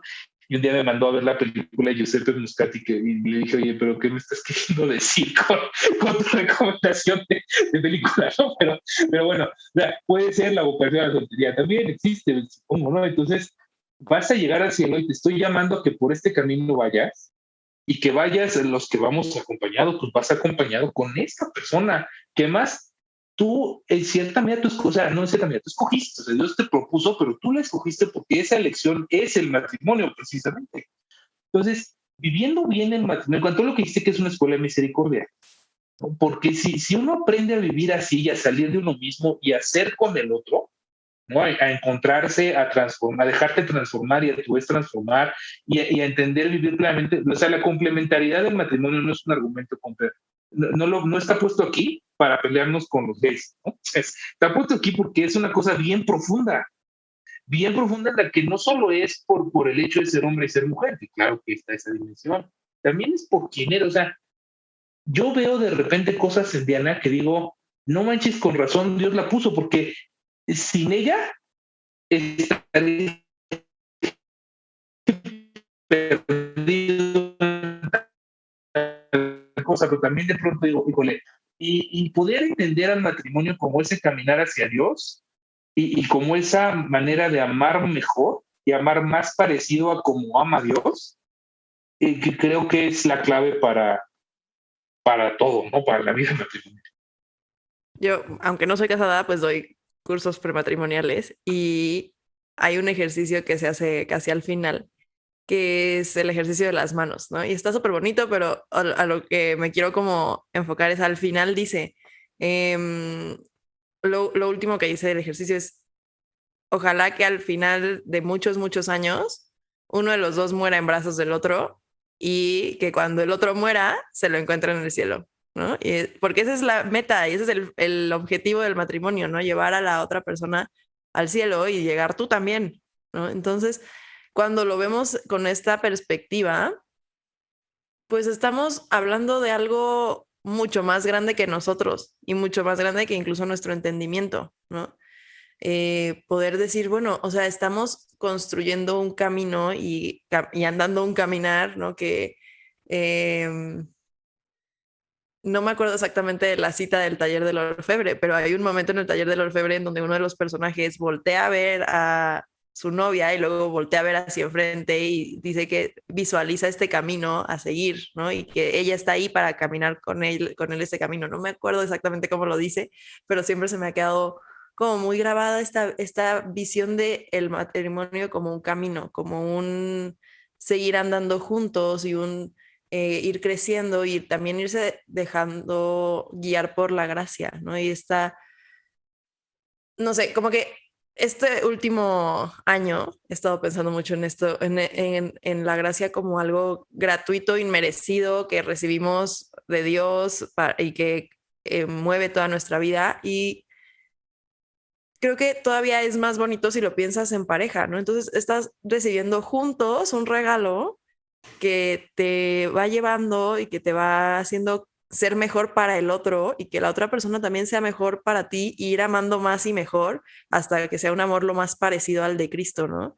Yo a mis alumnas les digo, obviamente, un poco irónicamente, que o sea, sí, en Gálatas dice San Pablo, esposas obedezcan a sus maridos, no sé qué, pero también dice, maridos, amen a sus esposas como Cristo amó a su iglesia. Y entonces les pregunto a mis alumnas, ¿cómo amó Cristo a su iglesia? No, pues muriendo por ella. Y yo, o sea, no, pero es que eso está muy simple. No, o sea, sí es muriendo por ella, pero ¿cómo murió por ella? No, pues en la cruz. Y yo, a ver, no, a ver, murió dejando hasta la última gota de su sangre, ¿no? En la cruz por ella, ¿no? Entonces, les digo medio irónicamente, pero en serio, como si ustedes con la persona que se vayan a casar no dejaría hasta la última gota de su sangre en la cruz por ustedes, se pueden conseguir algo mejor, ¿no? O sea, esa es la profundidad del matrimonio. Claro que pones tu vida al servicio del otro, pero porque el otro, o sea, tienes la seguridad de que el otro también está poniendo toda su vida al servicio de la tuya con la misión de llevarte al amor más grande que es el cielo, ¿no? Sí, sobre eso, ahorita que sacaste el taller del orfebre, o sea, voy a contar una cosa súper cursi y bonita de mi boda. Gaby y yo en los platos de la cena pusimos hicimos unos separadores con una frase del taller del orfebre, que creo que resume justamente este tema de cómo interviene la gracia en el matrimonio, ¿no?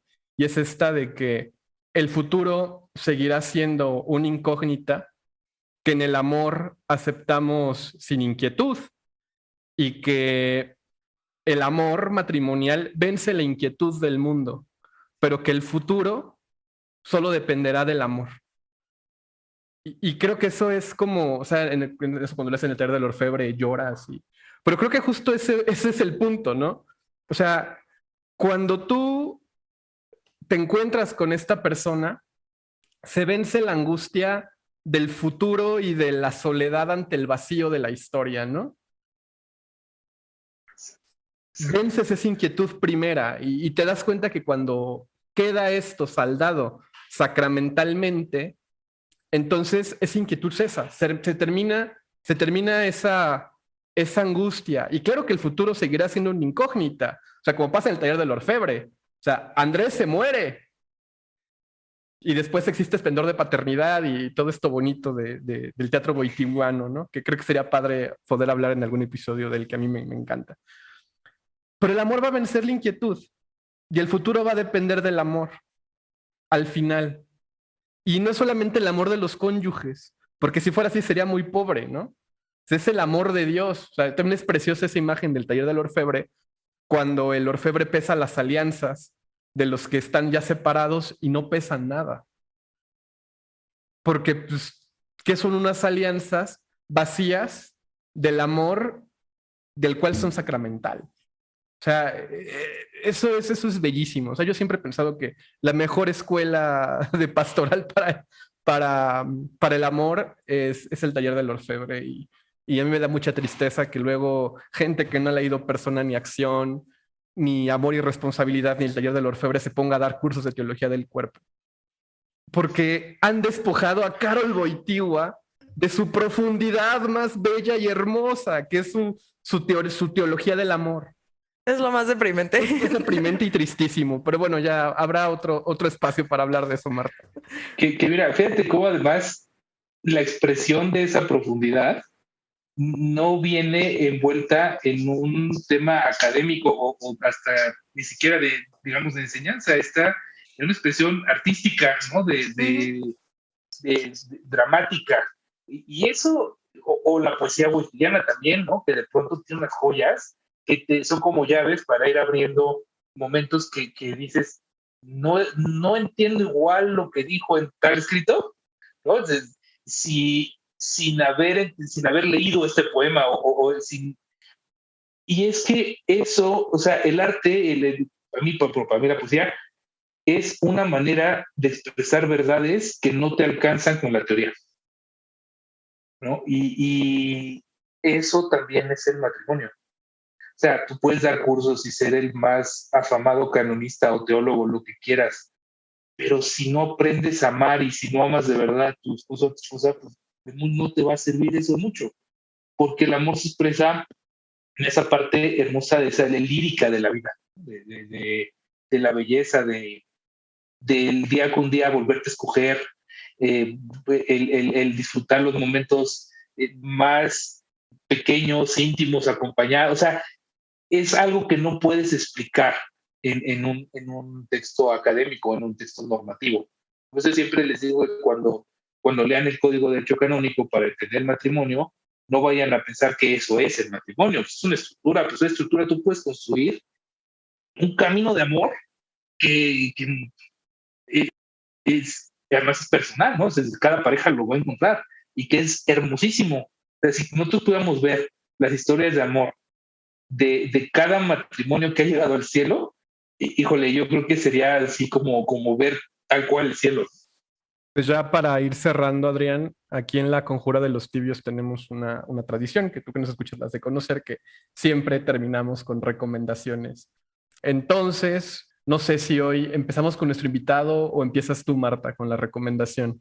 No, que empiece Adrián, porque todavía estoy decidiendo entre algunas. Ok, yo lo venía pensando, ¿no? Porque efectivamente ya conozco la tradición y quiero hacer dos libros, ¿no? Nada más. Uno es para el tema específico del tema de nulidad, quien le interese, se llama los matrimonios que no existieron. Aunque ese te explica muy fácilmente el tema y te quita muchas dudas. Pero ese es para saber más, nada más. Hay un libro que no tiene nada que ver con el derecho canónico, pero que tiene que ver con este episodio, ¿no? Que se llama How We Love. Desafortunadamente todavía no hay traducción en español, pero es de una pareja que son protestantes, son pastores, pero ellos lo que dicen es cómo vamos a poder amar. O sea, ¿cuál es el mejor amor al que puedes aspirar? El amor de Cristo. Nunca vamos a llegar hasta allá, pero nos podemos parecer mucho. Y en el matrimonio tenemos que amar así. Entonces, ¿cómo amamos mejor? Y sobre todo tiene un enfoque de misericordia y de misericordia dentro del matrimonio extraordinario. Entonces, esas serían mis recomendaciones. Súper. José Miguel, tengo miedo de decir mi recomendación porque siento que va a ser que era la misma que la tuya y... Pues mira, como sé que vas a decir que el taller del orfebre.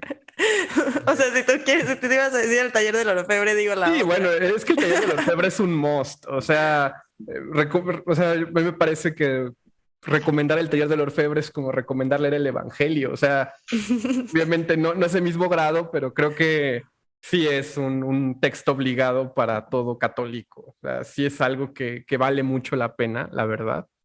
yo creo que, o sea, a mí me encanta Wojtyła en todo, ¿no? O sea como papa, el magisterio que más disfruto leer es el de él. Pero sí, o sea, mi obra favorita de Wojtyła es El taller del orfebre. O sea, sí siento que es una obra de teatro que marca y que define muchas cosas y que le he leído 100,000 veces y siempre le encuentro cosas nuevas y siempre me dice algo nuevo. O sea, por eso yo diría El taller del orfebre, pero esa no era mi recomendación. Ah, bueno.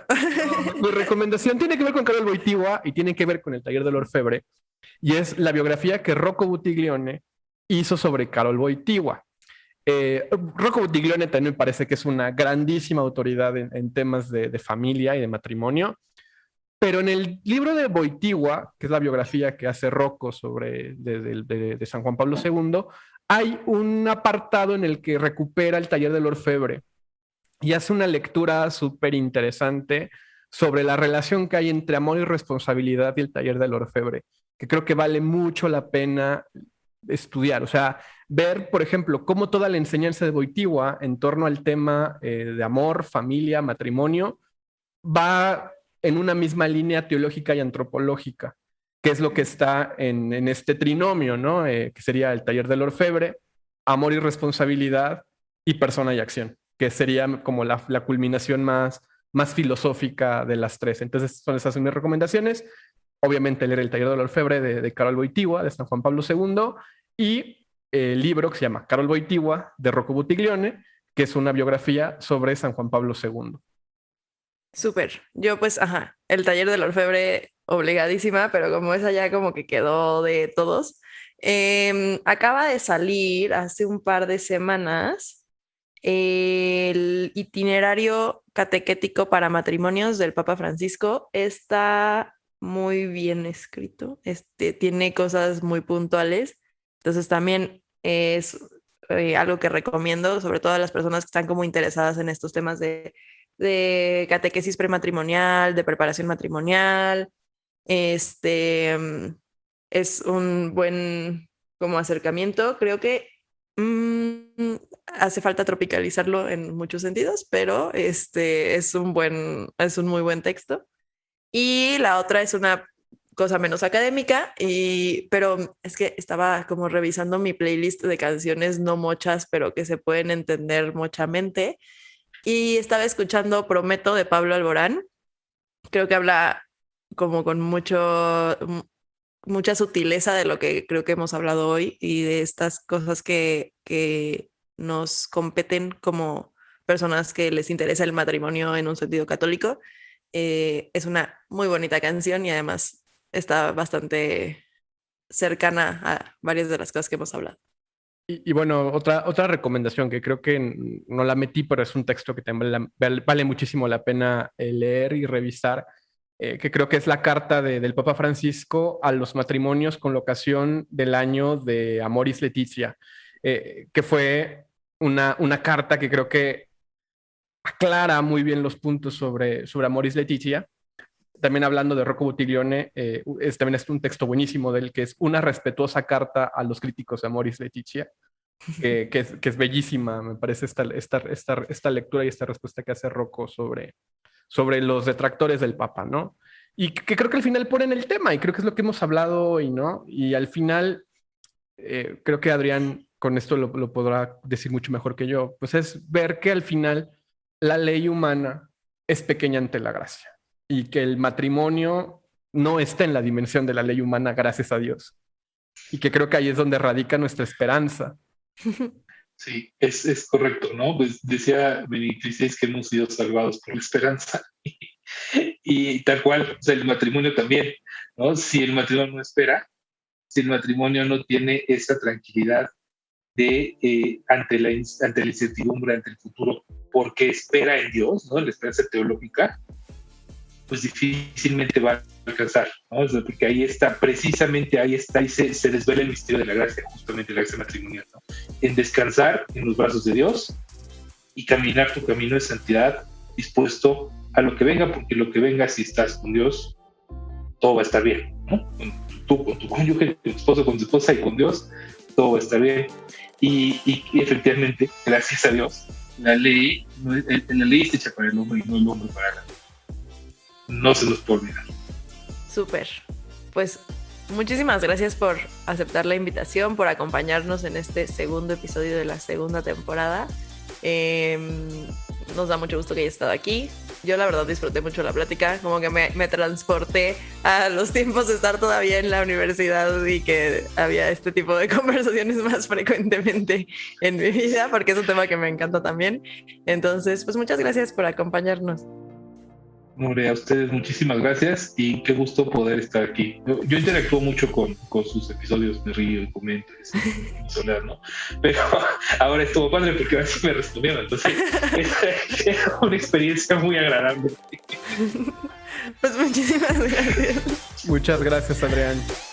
Y gracias a nuestra audiencia por su fidelidad y su paciencia. Este episodio va a ser un poquito más largo de lo común, pero pues si llegaron a esta parte del episodio, les agradecemos profundamente por su preferencia.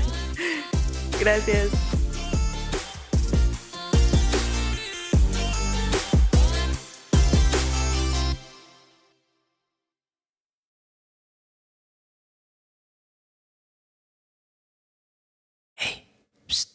¿Quieres saber algo especial? Fíjate que en la Universidad de Santo Tomás en Houston, el Centro Semillero está ofreciendo posgrados buenísimos para formarte en áreas católicas como la teología pastoral o las sagradas escrituras. Es algo padrísimo y están siendo pioneros en la formación de hispanos en programas 100% en línea y 100% en español. Chécate el link que está en los show notes, centersemillero.com. ¡Ánimo!